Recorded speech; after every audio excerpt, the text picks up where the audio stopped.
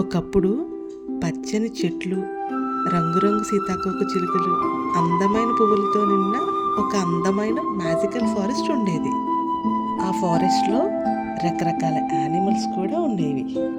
ఒకరోజు రియా అనే పాప ఫారెస్ట్ బయట ఆడుకుంటూ తెలియకుండా ఫారెస్ట్ లోపలికి వెళ్ళిపోయింది. తనకి దారి తెలియలేదు బయటికి రావడానికి. అంతలో అక్కడున్న యానిమల్స్ అన్నీ రియా దగ్గరికి వచ్చేసాయి. చూసి రియాకి చాలా భయం వేసింది. ఆ జంతువులన్నిటిని ఒకేసారి చూసేసరికి రియా చాలా భయపడిపోయింది. నేను బయటకు వెళ్ళటానికి దారి ఎట్లానో నాకు చెప్తారా అని వాళ్ళని అడిగింది. అంతలో ఒక అందమైన నెమలి తన రెక్కలను విప్పుకుంటూ వచ్చి రియాను పలకరించింది. హాయ్ రియా, ఎందుకు భయపడుతున్నావు అని అడిగింది. అప్పుడు రియా, నాకు చాలా భయం వేస్తుంది, అడవిలో తప్పిపోయాను నేను బయటికి వెళ్ళటానికి దారి చూపించవా నాకు అని నెమలిని అడిగింది. అప్పుడు ఆ నెమలి, భయపడకు, ఈ ఫారెస్ట్లో అన్ని యానిమల్స్ చాలా మంచివి, అన్నీ నీకు సహాయం చేస్తాయి, నేను నిన్ను బయటకు తీసుకెళ్తాను అని చెప్పి రియాని తనతో పాటు తీసుకెళ్ళింది. అంతలో ఒక చెట్టు మీద నుంచి మంకీ దూకుతూ వచ్చింది.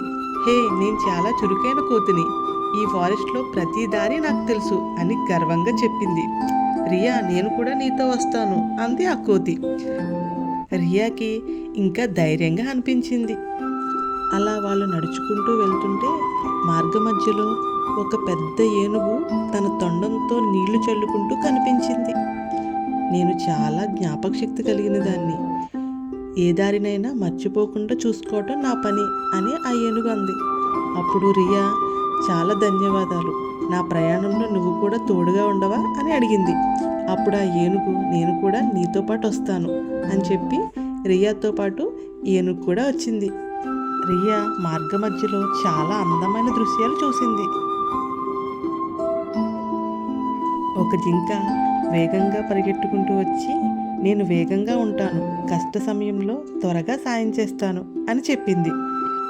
రకరకాల జంతువులు రియా దగ్గరకు వచ్చి వాటి యొక్క ప్రత్యేకత గురించి చెప్పుకుంటూ ఉన్నాయి. నక్క తెలివిగా ఆలోచిస్తూ సమస్య వస్తే బుద్ధితో పరిష్కారం కనుక్కోవాలి అని చెప్పింది. ఎలుగుబంటి తన పిల్లలతో ఆడుకుంటూ కుటుంబం, స్నేహం చాలా ముఖ్యమైనవి అని చెప్పింది. రియా చాలా ఆనందించింది. నెమ్మదిగా నడుచుకుంటూ తాబేలు కనిపించింది. తాబేలు చిరునవ్వుతో చెప్పింది, ఓపికగా ఉంటే ఏ పని అయినా తప్పకుండా పూర్తి చేయగలం అని చెప్పింది. ఆ మాటలన్నీ రియా మనసులో బాగా నిలిచిపోయాయి. ఆ జంతువుల సాయంతో రియా ఆనందంగా ఇంటికి వెళ్ళింది. రియా ఆనందంగా ఇంటికి వచ్చి వాళ్ళ స్నేహితులతో జరిగిందంతా చెప్పింది. తను తెలుసుకున్నవన్నీ అందరికీ చెప్పింది. వాళ్ళందరూ కూడా జంతువులను చూసి మనం చాలా నేర్చుకోవాలి అని తెలుసుకున్నారు.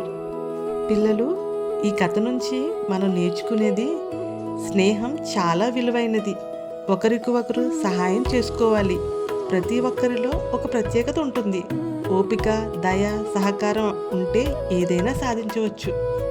Bye bye.